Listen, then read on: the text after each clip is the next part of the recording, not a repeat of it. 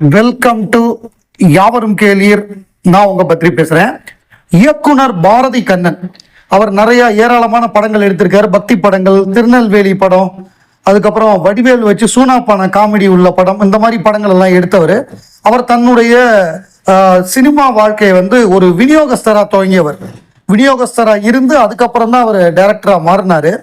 அவர் உலகநாயகன் கமலஹாசனை பற்றியும் ராஜ்கமல் நிறுவனத்தை பற்றியும் சொல்லும் பொழுது விஸ்வரூபம் திரைப்படம், விஸ்வரூபம் படத்துல ஒரு எடுத்தோடனே ஒரு ஃபைட் வரும்ல, டிரான்ஸ்ஃபர்மேஷன் ஃபைட்டு, ஒரு பெரிய ஃபேக்டரி மாதிரி இருக்கும்ல, அதுக்கு ஒரு லொகேஷன் பார்த்து தேடிட்டு இருந்திருக்காங்க. அப்படி தேடிட்டு இருக்கும் பொழுது இவருக்கு ஒரு இடம் இருந்திருக்கு. அதாவது ஒரு பெரிய ரைஸ் மில்லு, பயங்கர ஹைட்டா, ரொம்ப பெரிய ஏரியா. அந்த இவர் எப்படின்னா இவரை இப்போ பார்த்துக்க சொல்லியிருக்காங்க. அது விற்க போறாங்க, நீங்க பார்த்துக்குங்க அப்படின்னு இவர் பார்த்துக்கிட்டு இருந்திருக்காரு. அப்படி இந்த இடம் கேட்டோன்னே இந்த இடம் நல்லா இருக்கு, கமல் சார் பார்த்து ஓகே பண்ணிட்டாரு அப்படின்னோடனே அங்க எப்படின்னா இவர் தான் இன்சார்ஜ். இவர் என்ன சொல்றாரோ அதுதான், பாரதி கண்ணன் தான் இன்சார்ஜுங்கிறதுனால அவர் ஒரு நாளைக்கு 1 லட்சம் ரூபா பேசியிருக்காரு. 1 லட்சம் ரூபா பேசி என்ன பண்ணியிருக்காரு, 5 நாள் ஷூட்டிங் சொல்லியிருக்காங்க. அப்புறம் அது ரொம்ப பெரிய ஃபைட் சீனா இருக்கிறதுனால 10 நாள் எடுத்திருக்காங்க. அப்ப என்ன பண்ணிருக்காங்கன்னா, கமல் சார் என்ன சொன்னார்னா, இமீடியட்டா 5 lakhs 1 வாரம் கழிச்சு ராஜ்கமல் ஆபீஸ்ல பாக்கி 5 lakhs வாங்கிக்கணும் அப்படின்னு சொல்லிட்டு 5 lakhs கொடுத்துட்டாங்க. இவர் 1 வாரம் கழிச்சு போயிருக்காரு. போன உடனே அவரெல்லாம் வெயிட் பண்ண வைக்காதீங்க, உள்ள சொல்லியிருக்காங்க இந்த மாதிரி வந்திருக்காரு, வெயிட் பண்றாருன்னு. வெயிட் பண்ண வைக்காதீங்கன்னு இமீடியட்டா 5 லட்சம் செக் போட்டு கொடுத்துட்டாராம். ஸோ இவர் வெளியில அப்ப மேனேஜரா வேலை பார்த்திருக்காரு. ராஜ்கமல்ல வேலை பார்த்தவர்கிட்ட போயிட்டு இந்த மாதிரி எனக்கு கமல் சார் 10 லட்சம் ரூபா செக் கொடுத்துருக்காரு, நான் 5 லட்சம் தான் எதிர்பார்த்தேன், ஸோ 5 லட்சம் போதும் எனக்கு அதை அந்த உரிமையாளருக்கு கொடுத்துட்றேன், என்னை பார்த்துக்க சொன்ன ஆளுக்கு அந்த 5 லட்சத்தை கொடுத்துட்றேன், நான் 4 லட்சம் எடுத்துக்கிறேன், நீங்க 1 லட்சத்தை நீங்க வச்சுக்கோங்க அப்படின்னு. ஒன்னே இல்லை, வேண்டாங்க, இது கமல் சாருக்குலாம் தெரியாது, அவர்கிட்டலாம் நாங்க சொல்ல போறது இல்ல, நான் சொல்ல போறது இல்லைன்னு இருக்காரு. அதாவது இவரை பார்த்துக்க சொன்னவருக்கு 5 லட்சத்தை கொடுத்துட போறாரு. 10 நாள் ஒரு நாளைக்கு 50,000 மேனி 5 லட்சம் கொடுத்துட போறாரு. பாக்கி உள்ள 5 லட்சத்தை 1 லட்சத்தை மேனேஜருக்கு கொடுத்துட்டு 4 லட்சத்தை நம்ம வச்சுக்கலான்னு இவர் பேசியிருக்காரு. அப்ப அவர் ராஜ்கமல் மேனேஜர் சொன்னாராம், சார் கமல் சார் எங்களை நல்லா பாத்துக்கிறாரு, அதனால எங்களுக்கு இதுக்கான தேவை இல்லை அப்படின்னு. அப்பதான் இவர் மிரண்டிருக்காரு கமல் சாரை பத்தி தெரிஞ்சுக்கிட்டு.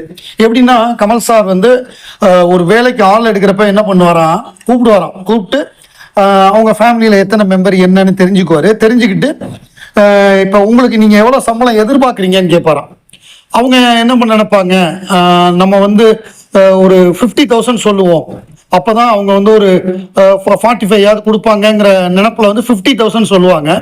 கமல் சார் சொல்லுவாராம், உங்களுக்கு 80,000 சம்பளம், ஆனா எந்த தப்பு தட்டாவும் பண்ணக்கூடாது, ஏன்னா ப்ரொடக்ஷன் கம்பெனிங்கிறப்ப இந்த மாதிரி புரோக்கர்லாம் உள்ள வருவாங்க, கூட ரேட்டு போடுங்க, உங்களுக்கு ஏதாவது கமிஷன் கட்டிங் தரேன் அப்படின்லாம் பேசுவாங்க. அந்த மாதிரி தப்பு எதுவும் நம்ம கம்பெனில நடக்கக்கூடாது, நீங்க என்ன வேணுமோ கேளுங்க, நான் பண்ணித்தரேன் அப்படின்னு சொல்லுவாராம்.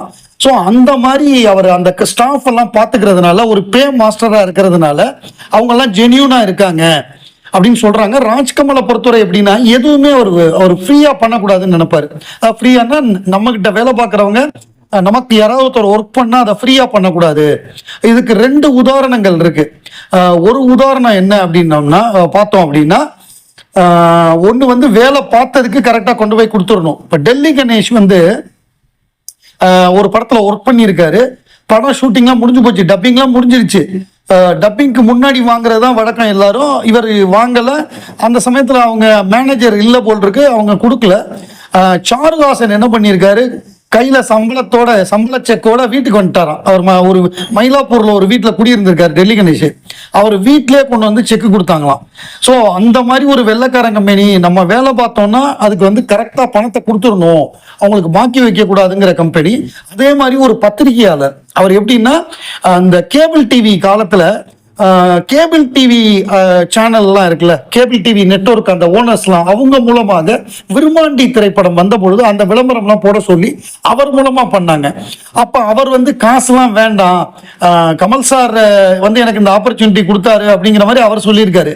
பட் கமல் சார் சொன்னாராம், கமல் சாரோட அண்ணன் சொல்லியிருக்காரு, சந்திரஹாசன், ராஜ்கமல்ல யாரும் ஃப்ரீயா வேலை பார்க்க கூடாதுன்னு தம்பி சொல்லியிருக்காரு அப்படின்னு சொல்லி அவர் எதிர்பார்க்கறத விட கூட ஒரு டபுள் பங்கு அமௌண்ட்டை ஒன்று கொடுத்தாராம். அதுதான் ராஜ்கமல், அதுதான் கமல் சார் அப்படிங்கிறது நமக்கு ஒரு பெருமையா இருக்கு. இப்போ நான் டெல்லி கணேஷை பத்தி சொன்னேன். டெல்லி கணேஷுடைய பிறந்த நாள் இன்னைக்கு. நம்ம எல்லாருக்குமே தெரியும் டெல்லி கணேஷ் எப்பேற்பட்ட கலைஞர், அவர் என்ன மாதிரி குணச்சித்திர வேடங்கள்ல நடிச்சிருக்காரு, என்ன மாதிரி ஒரு காமெடி ரோல் பண்ணியிருக்காரு, வில்லன் ரோல் கூட பண்ணியிருக்காரு. அவர் பண்ணாத ரோலே கிடையாது.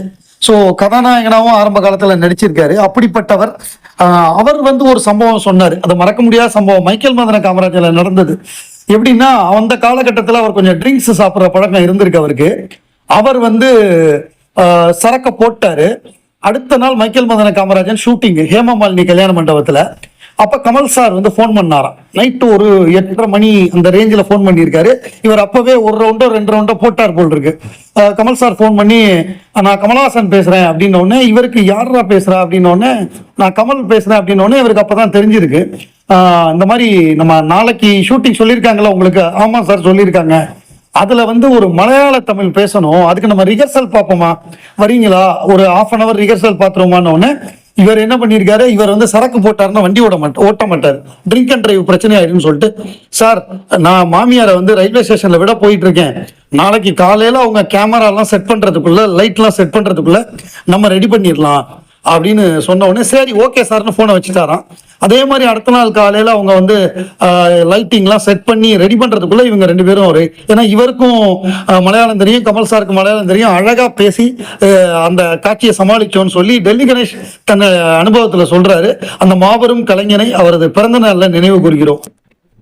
லோகேஷ் கனகராஜ் மாபெரும் கமல்ஹாசன் ரசிகர் அப்படிங்கிறது நம்ம எல்லாருக்குமே தெரிஞ்ச விஷயம். நமக்கே ஒரு ஆசை இருக்கும், கமல் சாரோட இந்த கேரக்டர் வந்தா நல்லா இருக்கும். கமல் சாருக்கே அப்படி ஒரு எண்ணம் உண்டு. அதாவது சபாஷ் நாயுடு அப்படின்னு ஒரு கேரக்டரை மட்டும் எடுத்துக்கிட்டு அதை வச்சு முழு படம் பண்ணணும். அதாவது தசாவதாரத்துல 10 கேரக்டர் இருக்கு, அதுல ஒரு கேரக்டர் மட்டும் எடுத்து ஒரு படம் பண்ணணும்னு அவர் ஆசைப்பட்டாரு. அதுக்கு ஸ்கிரிப்ட் எல்லாம் ரெடி பண்ணி ஷூட்டிங்லாம் போயாச்சு. அது சில காரணங்கள்னால அது எடுக்க முடியாம போயிடுச்சு. அந்த நேரம் அவருக்கு ஒரு விபத்து நடந்ததுனால அந்த படப்பிடிப்பு நின்று போச்சு. லோகேஷ் கனகராஜ் வந்து முதல்ல விக்ரம் அப்ப பேசும்பொழுது அவருக்கு என்னன்னா, கமல் சாரும் சந்தன பாரதி சாரும் பேசுறது ரொம்ப பிடிக்குமா. வாடா போடானே பேசிக்க மாட்டாங்களாம், வாப்பா சொல்லுப்பா அப்படின்னு தான் பேசுவாங்களாம்.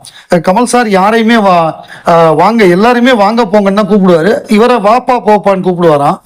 அது அவருக்கு ரொம்ப பிடிச்சிருந்தது. அவருக்கு என்னன்னா, மைக்கேல் மதன காமராஜர்ல மைக்கேல்ங்கிற கேரக்டர், அந்த கேரக்டர் மட்டும் எடுத்து ஒரு படம் பண்ணணும்னு ஆசைப்பட்டாராம்.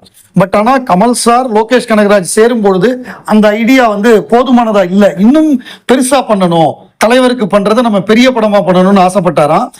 அந்த படத்துக்கு மைக்கேல்னே டைட்டில் வைக்கணும்னு ஆசைப்பட்டாராம். அந்த ஸ்பின் ஆஃப் அந்த 4 கேரக்டர்ல ஒரு கேரக்டரை மட்டும் எடுத்து பண்றது.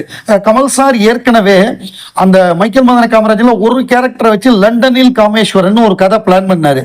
அந்த கதையை வந்து அவர் நடிக்க முடியல, அதுதான் பிற்பாடு மாதவன் நடிச்சு நல தமயந்தின்னு வந்தது. லண்டனுக்கு பதிலாக அது ஆஸ்திரேலியாவா கதையை மாத்தினாங்க. ஸோ அப்படி வந்தது. ஸோ அந்த ஸ்பின் ஆஃப் ஐடியாலாம் கமல் சாருக்கு ஏற்கனவே உண்டு. நம்ம சபாஷ் நாயுடுவோ லண்டனில் காமேஸ்வரன் அந்த பிளான்லாம் அவருக்கு இருந்திருக்கு. லோகேஷுக்கும் அந்த ஐடியா வந்திருக்கு. ஏன்னா நிறைய ஹாலிவுட் படங்கள், ஹாலிவுட் வெப் சீரிஸ்லாம் நம்ம பார்த்துருக்கோம் இந்த ஸ்பின் ஆஃப்லாம்.